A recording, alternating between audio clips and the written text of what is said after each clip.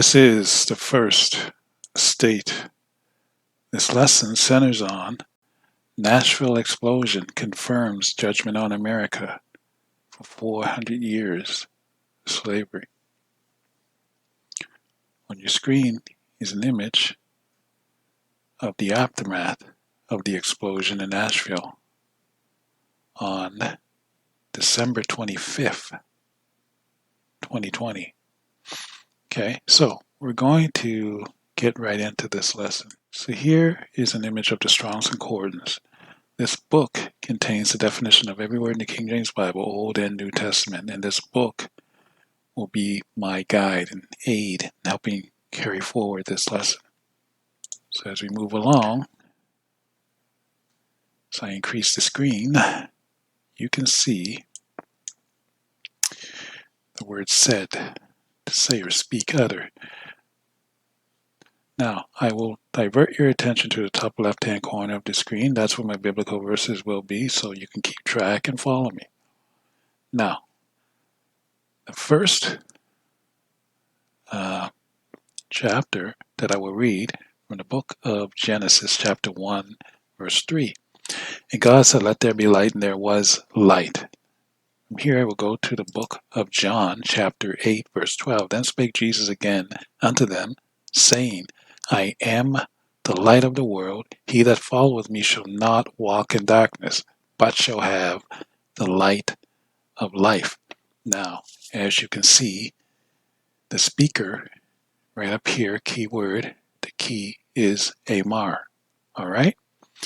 So as we move along, brings us here, and wool. So this Amar, as you can see, the key continues, has woolly hair. And we're going to go to the book of Daniel, chapter 7, verse 9. I beheld till the thrones were cast down, and the Ancient of Days did sit, whose garment was white as snow, and the hair of his head like the pure wool. His throne was like the fiery flame, and his wheels as burning fire. Okay, so now that we have that cleared up, go to here. Now you'll see morsel.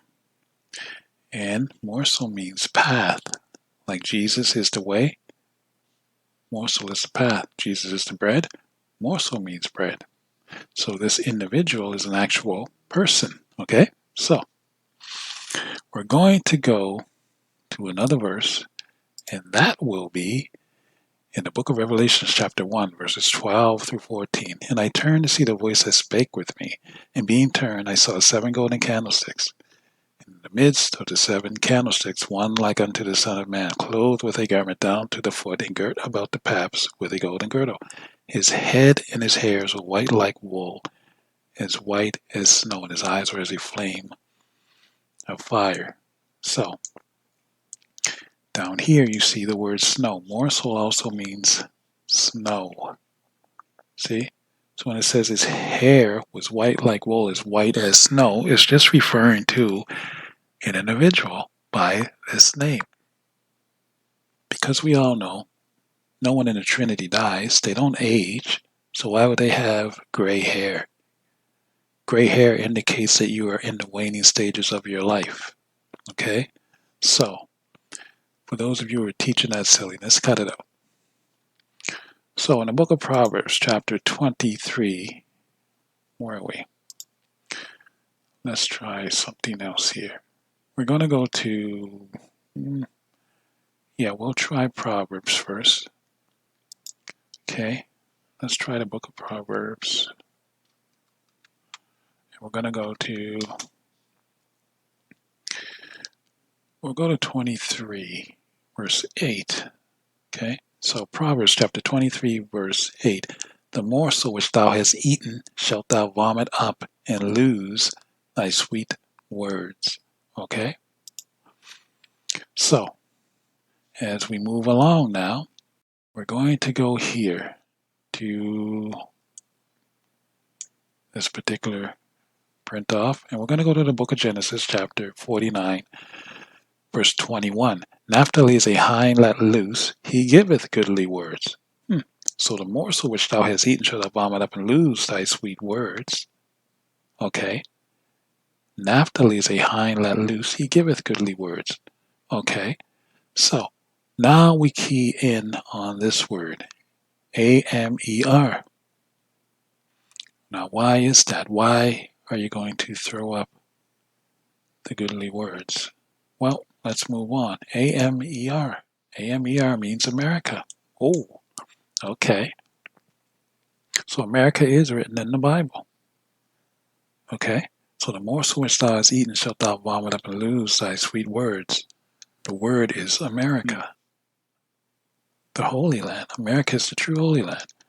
So, Webster's Dictionary 1828, an Aboriginal or an American, that is, American is a native of America originally applied to the Aboriginals or copper-colored races, found here by the Europeans, but now applied to the descendants of the Europeans born in America.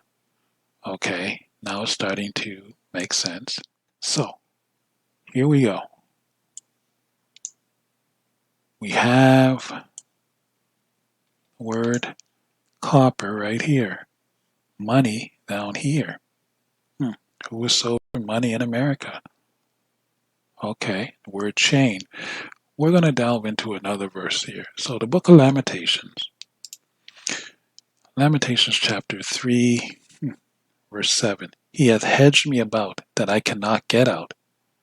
He hath made my chain heavy. Okay, we know who's in chains here in America. And it is the copper colored people. That's who's referring to. They were sold.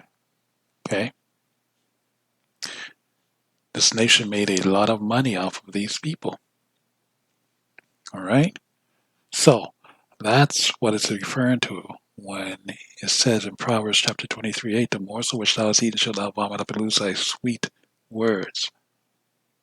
Because once people learn that the people that they enslaved is the actual aboriginals of this nation, they're going to throw up. So here we are in chains, the black man. So you see Congress back here. Okay. And United States slave trade. And this image was taken in 1850. Remember Webster's dictionary definition of an American was 1828. He stated, who the Americans were before the Europeans came in and reclassified them. So let's try another verse. Book of Nahum, chapter 3, verse 10. Yet was she carried away. She went into captivity. Her young children also were dashed in pieces at the top of all the streets. They cast lots for her honorable men, and all her great men were bound in chains. So the honorable men, great men bound in chains. Wow. Honorable men. These were honorable men and great men bound in chains. Okay, so whatever happened to these savages? You said they were savages. Okay. Anyway, so as we move along, so here brings us to, we're going to go to the book of Genesis, chapter 15, verses 12 through 14. Can we get that? So, and when the sun was going down, a deep sleep fell upon Abram, and lo, an horror of great darkness fell upon him. And he said unto Abram, Know of a surety that thy seed shall be a stranger in a land that is not theirs, and shall serve them, and they shall afflict them 400 years. And also that nation whom they shall serve will I judge, and afterwards shall they come out with great substance. Okay, so reparations. Well, what is that great substance? The land. Land is wealth. That's the great substance. And any of you foreigners, that includes your Africans because you're not Negro, you're not us. Your land is all on that continent called Africa. But of those of you that survive this coming judgment, meaning live through it. And those of you who are left and are allowed to stay, you're going to have to pay taxes here in order to stay. Okay? Because this is our land. And also, the rest of the world will also pay taxes because the whole earth belongs to the children of Israel. And David will be their king. So you will have to pay one way or another. Whether if you're banished from here or not, still going to have to pay taxes just to live on this planet. Okay, so anyway, we're going to look down here. The word is judge. See? So, what does it say? I will read that again because I, had to, kvetch there for a little second, more than a second. But anyway, and when the sun was going down, a deep sleep fell upon Abram, and lo, an horror of great darkness fell upon him. And he said unto Abram, know of a surety that thy seed shall be a stranger in a land that is not theirs, and they shall serve them, and they shall afflict them 400 years. Okay? And also that nation whom they shall serve will I judge, and afterward shall they come out with great substance. So you see the word judge. And let me point something out here. It says, land that is not theirs, because the children of Israel were given inheritance. So just because you are, let's say, of the tribe of Judah, the head tribe, the Jesus tribe, okay, doesn't mean you have the right to infringe on one of your brethren's land, okay, without permission, okay? So when it says in verse 13, okay, it says, and he said unto Abram, know of a surety that thy seed shall be a stranger in a land that is not theirs. Okay, that's what it's referring to. Okay? All right, so, but afterwards they shall come with great substance, and the nations shall be judged. So we're going to key in on here, the key right here. Den. See? D-E-N? That's what we're going to key in on. So moving from that, then we have the word drawn or drone. Okay, see? Drone. See? Drone. So with that, we're going to move on here. First daylight drone footage. We all know what a drone is. Okay? We know what a drone is. It looks similar to an airplane. It's just, mini type of aircraft flying through the air. Okay? But anyway, first daylight drone footage. Now, this happened at 6:30 a.m. Okay? This explosion. Okay? On Christmas. 6:30 a.m. So, as we move along, see the word? Dendron. Bible's just so beautiful. Which means a tree. Okay? So you see the word tree. So we're going to go to the book of Mark. We're going to go there now. Of course, we're going to try and break down what really happened here. So the book of Mark, chapter 8, verses 22 through 24. And he cometh to Bethsaida, okay, and they bring a blind man unto him, and besought him to touch him. And he took the blind man by the hand, and led him out of the town. And when he had spit on his eyes, and put his hands upon him, he asked him if he saw aught. And he looked up and said, I see men as trees walking. I see men as trees walking. And this is Jesus healing the blind man. The blind man says, I see men as trees walking. Remember this word, the key word, dendron. D-E-N means judge by drone. See? drone. He says he sees men as trees walking. So, who was controlling those drones? Huh? I said to you before, everything that's floating around in the sky is not of the global governments, okay? So here we go. Psalms 104, verse 4. Okay? Psalms 104, verse 4. We're going to try that one now. So, who maketh his angels spirits, his ministers a flaming fire. So that's who was controlling those drones. Okay? So here we have the word fire. And when we zoom in, ash. The word is ash, the key word there. Okay? So, we're going to move on. Now, here we have Nash, means by the ash tree. Oh my goodness. By the ash tree. It's amazing. So, by the ash tree, and this definition is taken from our baby names. So, by the ash tree. Yep. So, we go to Ville. Ville means a town, a city or town. Okay? That's what Ville means, city or town. So, a city or town of ashes. So, here we go. Christmas tree. Remember, it was on Christmas Day. Huh? Twinkle, twinkle, little star.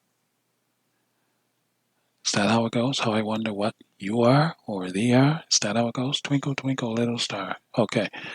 Merry Christmas. Yes, indeed. So, we're going to move on. So, Mary. Okay. Word Mary right here. Rejoice. Okay. A short time. Okay, so what does that mean? Okay, let's go there. Revelations chapter 12, verse 12. Therefore rejoice, ye heavens, and ye that dwell in them. Woe to the inhabitants of the earth and of the sea. For the devil is come down unto you, having great wrath, because he knoweth that he hath but a short time. So Merry, as in Merry Christmas, means a short time. Whoa. Okay. So that was definitely a hit from on high. That was a spiritual hit from God. That was judgment. Definitely judgment. Self-explanatory. Okay? So, yes, from the handsome one. So, here we go. Twinkle. All right. Okay. Twinkling of an eye. All right. All right. So in the book of 1 Corinthians chapter 15, okay, 1 Corinthians chapter 15, verse 52, in a moment, in the twinkling of an eye, at the last trump, for the trumpet shall sound, and the dead shall be raised incorruptible, and we shall be changed. Yes, coronavirus changed everything. Who was in office? Donald Trump. At the last trump. So, Trump was also indicating that you have a very short time. So let's go down here. Let's slide down here a bit and just look at where it says twink. So remember twinkle, twinkle, little star? This, see? Twink. A very short time. See? Twinkle, twinkle, little star. So that was judgment. That was symbolic. That explosion in Nashville on Christmas Day. And the place was called the Melting Pot Restaurant. Because that's what America is. That's what North America is a melting pot. Everybody wants to come here to live. Every race of people throughout the world is represented here in North America. More symbolism. So, here we go. So here's the explosion. Okay, so let's zoom in. Look at that thick, dark smoke. Huh? This is Christmas Day. And I mean, remember, it was 6:30 in the morning. Here we go. Orange smoke ascending through the air. So, was it Christmas Day? We'll see. Natural explosion caught on the melting pot security video. Okay, so security video from Nashville's The Melting Pot location shows the explosion on, Christmas Day. Now was updated on this day, but it was Christmas Day. All right. So, in the book of Job, all right. So, in the book of Job, chapter 20, verse 23, when he is about to fill his belly, God shall cast the fury of his wrath upon him, and shall rain it upon him while he is eating. That's what Christmas Day is, where people are just eating. Just eating. I mean, the Bible is just so remarkably on point. When he is about to fill his belly. Okay? And once again, you can't say, well, that's probably not even possible because it's not speaking of the whole world. Everybody in the world doesn't celebrate Christmas. Well, remember what I said? This is a melting pot. So every race is represented here in North America, where we do celebrate Christmas. All right? So, moving along. So, melting pot. What is a melting pot? All right? A container in which a substance is melted. Remember in Genesis chapter 15, verses 12 through 14, or 15 through 14. Afterwards shall they come up with a great substance. The morsel which thou hast eaten shalt thou vomit up and lose thy sweet words. All your riches, you're going to have to vomit those up. In other words, cough them up. Cough up those riches that you stole from the Negro. Living off the Negro's inventions and putting your names on it. Okay? When we create something like music or anything, and then you other nations, you Gentile nations, you come in and you just steal it from us. And then you patent it and claim it's yours. So a melting pot, a place or society in which immigrants or different cultures or races form a single culture. North America, Canada, and United States. It's the only place on earth. You don't see this anywhere else on earth except here in North America. Isaiah, let's try that. Let's go to the book of Isaiah, and we're going to go to chapter 13, verse 14. And this shall be as a chased roe, and as a sheep that no man taketh up.